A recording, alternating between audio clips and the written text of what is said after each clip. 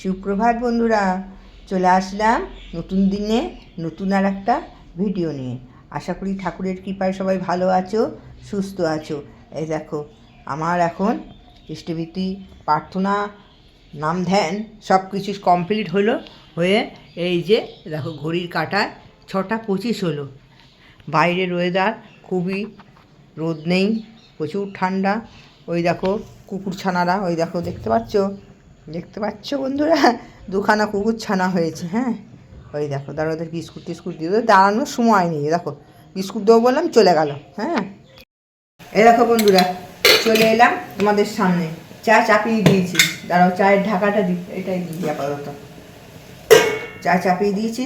এই যে শীতের ড্রেস পরে নিয়েছি, এটা পরলে আর কোনো শীত টিত আর করে না। আর একটা এর সঙ্গে আমার ছেলে গেল বছর এটা কিনে দিয়েছে। আর একটা এর সঙ্গে আর একটা সোয়েটার কিনলাম। যে সোয়েটারটা অল্প বয়সী মেয়েদের, মানে ছোটো পাড়া, তখন বুঝতে পারলাম না, কিনে নিলাম। রঙটাও অল্প বয়সী, রঙটা যদিও পরা যায় লাল রঙের, ঘরে পরে ফেলে কোনো অসুবিধা নেই, কিন্তু সোয়েটারটা অনেক ছোটো পাড়া। তার বদলে এই আর একটা কিনে নিলে তখন মনে হচ্ছে ভালো হতো। কিনে আনা হয়ে গেছে। আর এখানে পাওয়া যায় নাকি জানিও না, এখানে অনেক দোকানে খুঁজেছি এরকম। এই জিনিসটা খুব ভালো জিনিস। আর একটা আছে করসুলে, ওইটা অতটা ভালো না, ওটা পাতলা, কিন্তু এইটাকে এত ভালো না। এটা 500 টাকা বোধহয় দাম নিয়েছিল, 500-550 টাকা বর্ধমান থেকে কেনা হয়েছিল। খুব সুন্দর জিনিস এটা। চা চাপিয়েছি। আজকে আর দুজনের চা একসঙ্গে করা হয়নি, দেরি হয়ে গেছিলো। এসেছে অনেকক্ষণ, এটা সেটা কত সরাতে নড়াতে দেরি হয়ে যায়। বিছনা তুলতেই শীতকালে কত দেরি হয়ে যায়। দিয়ে তখন দিদিকে চাটা করে দিলাম, বুঝলাম, ঠান্ডার সময় ও তো চা ইয়ে করে না, তবু না বললে হয়তো করে না, কিছুই বলতো না, থাক বলে চলে যেত।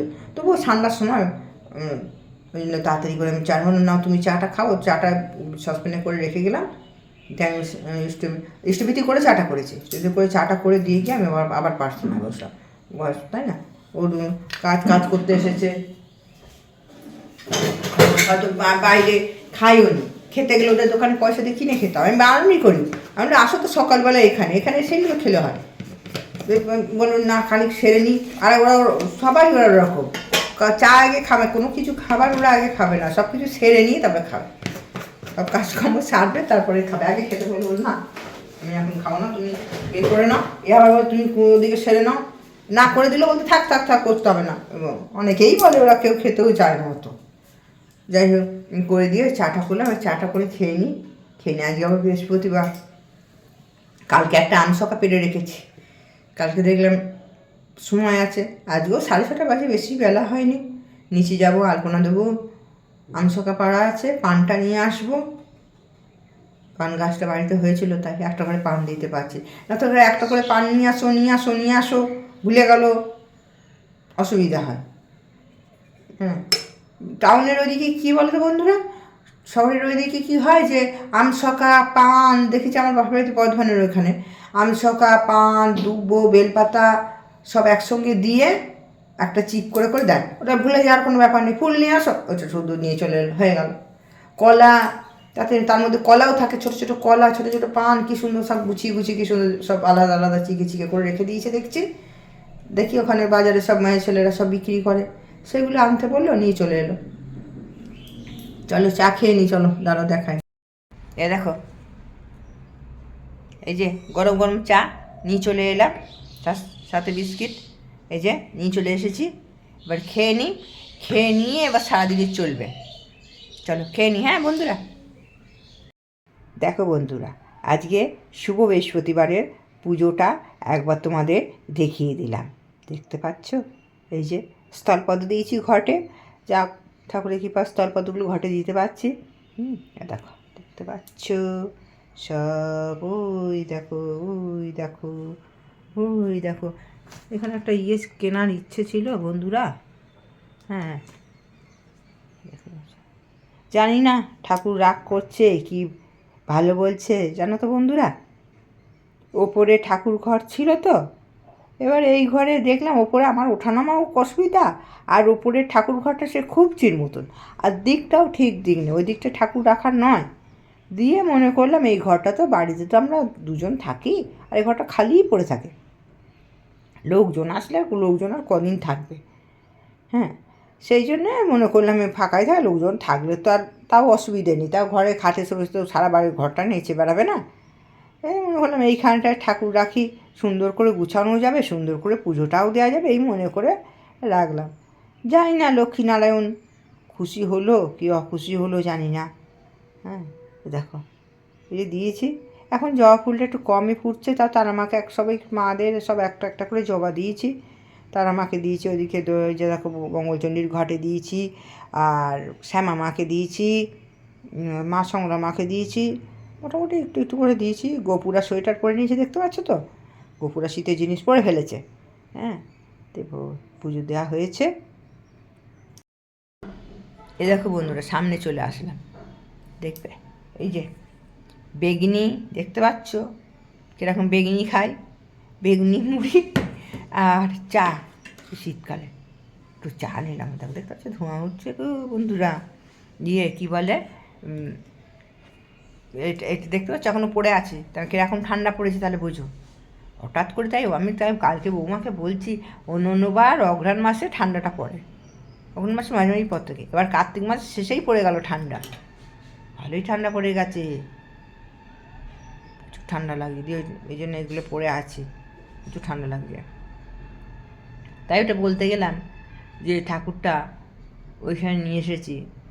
হ্যাঁ, আমার শাশুড়িও বলেছিল যে ওই দিকটা তো, আমার শাশুড়ি বলেছিল যে ওপর নিচটা তো অসুবিধা, তখনও তোমার বয়স হয়ে যাবে আস্তে আস্তে, আমি যখন থাকবো না এক কাজ করবে, এই ঘরের এখানে এনে ঠাকুর এনে রাখবে, তোমরা ওই ঘরটায় থাকো, এই ঘরটা ঠাকুর রাখো, সুবিধা হবে, একাই তো থাকো তোমরা, ছেলে বউ কবে আর আসছে, এই জন্য বলেছিল।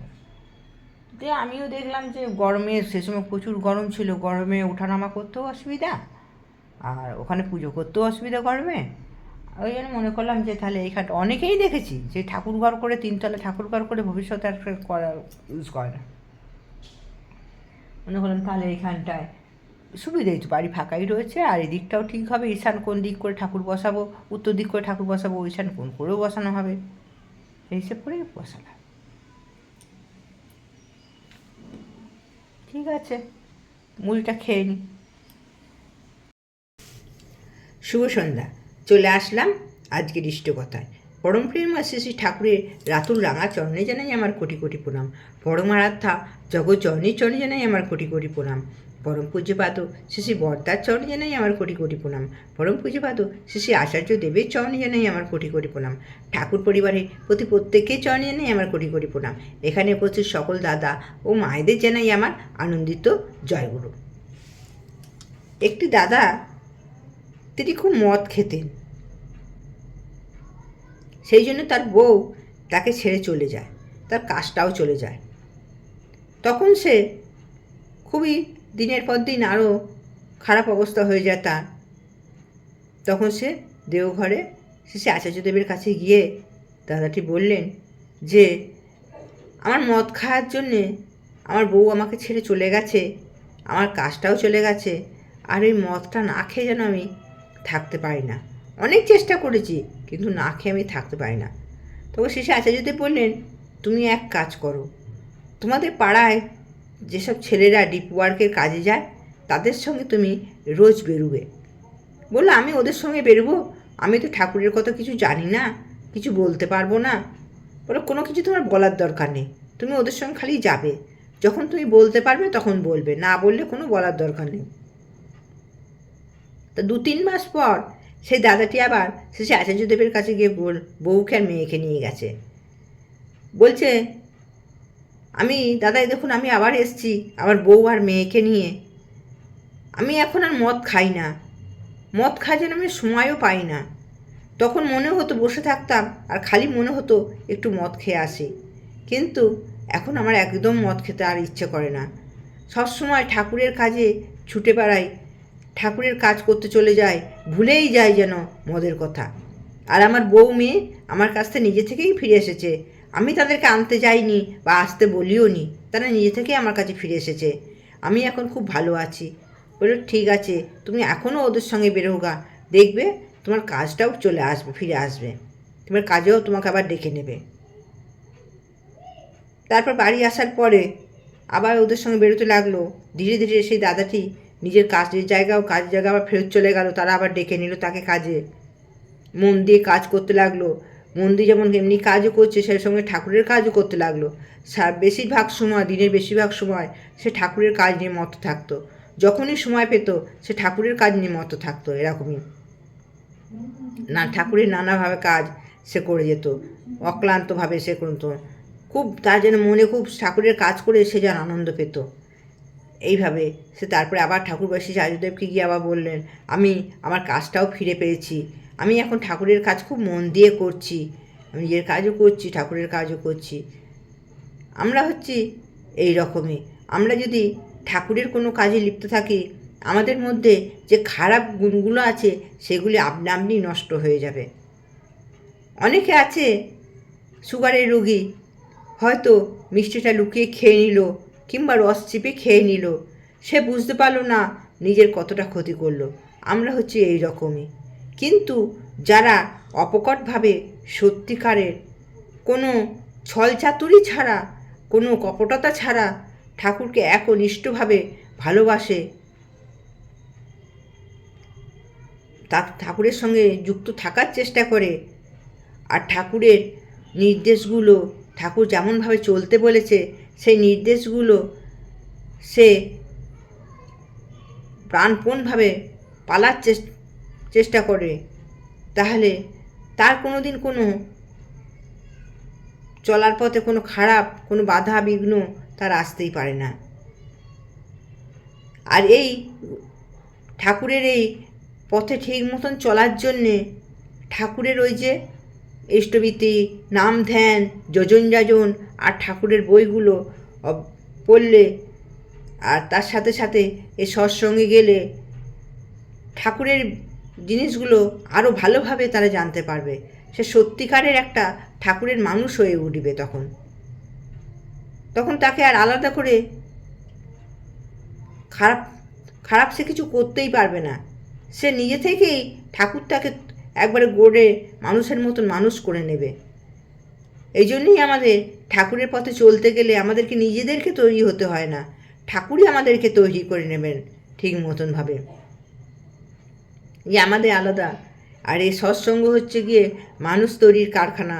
এই জন্যই বলা হয় একটা মানুষকে ঠিক কীভাবে চলতে হবে, কোন পথে চলতে হবে, ঠিক ঠাকুর ঠিক বুঝিয়ে তাকে সেই পথে এগিয়ে নিয়ে যাবে।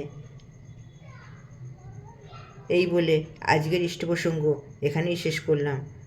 ঠাকুরের আতুল রাঙা চরণে সবাইকার মঙ্গল কামনা করি। সবাই সুস্থ থাকুক, ভালো থাকুক, সবাইকার মঙ্গল হোক। জয় গুরু।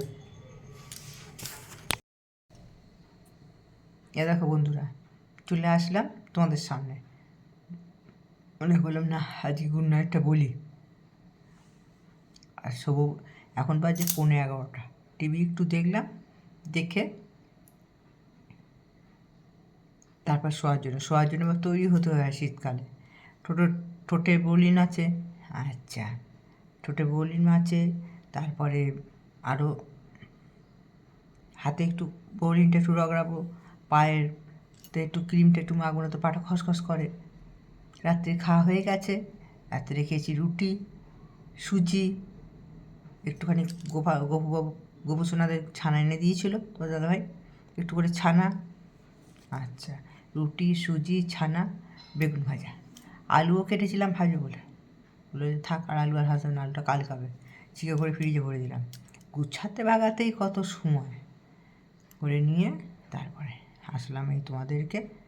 না এবার গুড নাইটটা বলে দিই।